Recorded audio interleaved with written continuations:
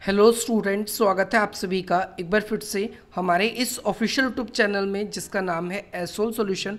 मैं चंदन कुमार हाजिर हूँ आप सभी के सामने अपनी एक और नई वीडियो के साथ। सो गाइस, आज की इस नई वीडियो में हम बात करेंगे उन सभी स्टूडेंट्स के लिए जो कि एनुअल मोड के, एसओएल के या फिर एनसीवैप के स्टूडेंट्स हैं और वो अपने एग्ज़ाम्स की तैयारी कर रहे हैं। तो फाइनली आप सभी के लिए जो ऑफलाइन एग्ज़ाम की जो डेट शीट है वो रिलीज़ कर दी गई है और ये जो डेट शीट है ये पैरेलली आप सभी के लिए एसओएल के स्टूडेंट्स के लिए भी है और एनसीवैप के स्टूडेंट्स के लिए भी है।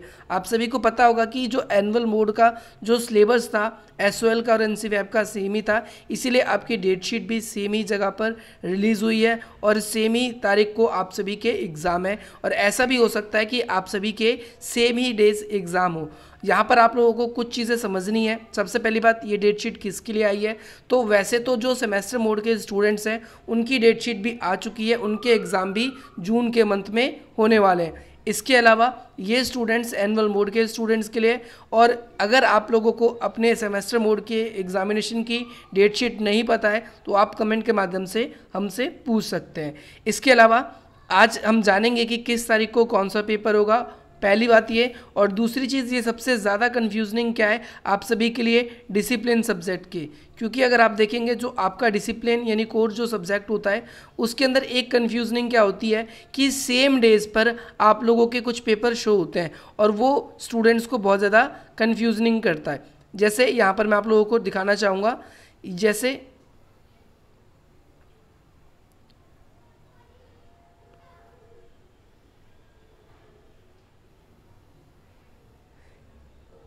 ये आप सभी का एग्ज़ाम जो है वो 2 जून को है। 2 जून को यहाँ पर लिखा हुआ है, ये हिस्ट्री का पेपर है आप लोगों का। और आप हिस्ट्री के अंदर देखेंगे कि यहाँ पर आप लोगों के जो पेपर का कोड है वो ये 2 जून का पेपर है। आप सब्जेक्ट का नाम भी देखेंगे और सिमिलरली अगर आप देखेंगे ये डिसिप्लिन कौन सा है, ये 1 का है, डिसिप्लिन 1। देखो यहाँ डिसिप्लिन 1 लिखा है, सेम कोड सेम सब्जेक्ट। और यही चीज़ आप लोगों के लिए कहाँ शो होगी, ये डिसिप्लिन 2 में भी। अगर आप अपने हिस्ट्री का पेपर देखेंगे तो सिमिलरली वहाँ पर भी आपको सेम के सेम ये दिखाई देगा। पेपर कोड सेम होता है और पेपर कोड सेम होने का रीज़न क्या है, क्योंकि यहाँ पर अब जिन स्टूडेंट्स ने उन सब्जेक्ट्स को, जैसे ये देखिए issue in world history 20th century, इसका सब्जेक्ट कोड जो है C140 और थर्ड ईयर का पार्ट 3 का है। 2 तारीख को पेपर है। ठीक अगला पेपर अगर आप देखेंगे यहाँ पर नीचे